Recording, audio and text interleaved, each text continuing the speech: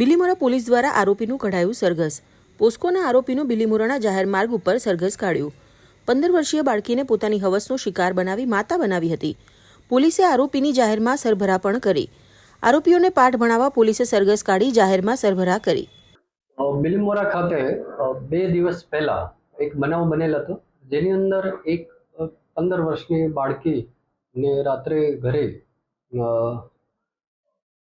હતી અને એ વોશરૂમ જવા જતા એને બાળકનો જન્મ થઈ ગયેલો. 15 વર્ષની જ બાળકી હતી. તાત્કાલિક હોસ્પિટલમાં એને લાવવામાં આવી, એની સારવાર કરાવવામાં આવી, બાળકીને એના માતા પિતાને.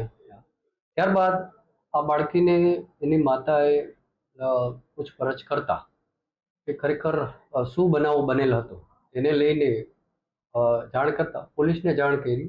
પોલીસને જાણ કરતા પોલીસ ઇન્સ્પેક્ટર પીઆઈ ચાવડા સાહેબ બિલીમોરા નાઓએ તાત્કાલિક સ્થળ પર જઈ અને ડિટેલ ઇન્વેસ્ટિગેશન કરી અને આ બાબતે અમોને ડીવાયએસપી તથા અમારા પોલીસ અધિક્ષક શ્રી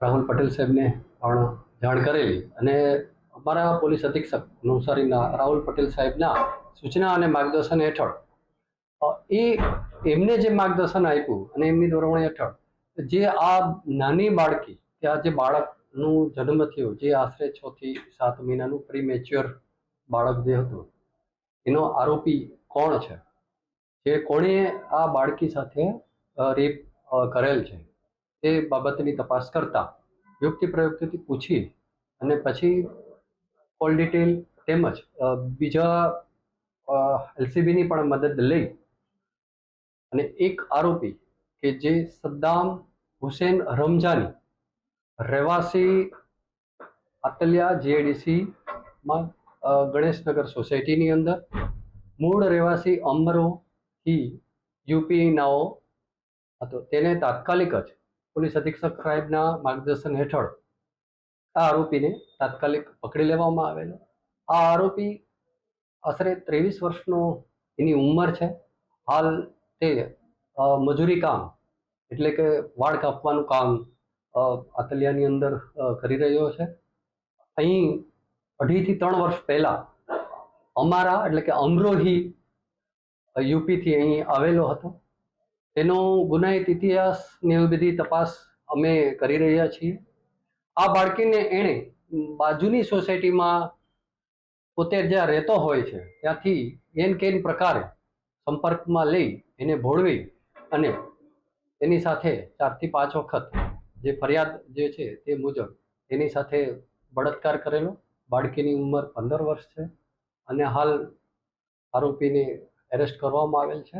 આગળની કાર્યવાહી ચાલુ છે.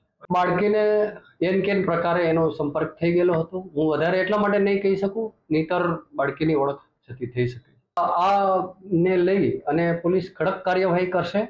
ઉપરાંત અમારી પોલીસ અધિક્ષક શ્રી રાહુલ પટેલ સાહેબના સૂચના છે અને એના માર્ગદર્શન હેઠળ આગામી નવરાત્રિના તહેવારો તેમજ દિવાળીના તહેવારો આવી રહ્યા છે, જેને લઈને પણ અમે ખૂબ કડક કાર્યવાહી કરશું. કોઈ પણ અસામાજિક તત્વોને અમે સાખી નહીં લઈએ. કડકમાં કડક કાર્યવાહી બિલીમોરા તેમજ નવસારી જિલ્લાની અંદર કાર્યવાહી કરવામાં આવશે. હાલ એમનું રિકન્સ્ટ્રક્શન પંચનામું તેમજ સાયન્ટિફિક રીતે પૂરું ઇન્વેસ્ટિગેશન કરવામાં આવે છે. હાલ તપાસ પોલીસ ઇન્સ્પેક્ટર શ્રી જયદીપસિંહ ચાવડા સંભાળી રહેલા છે.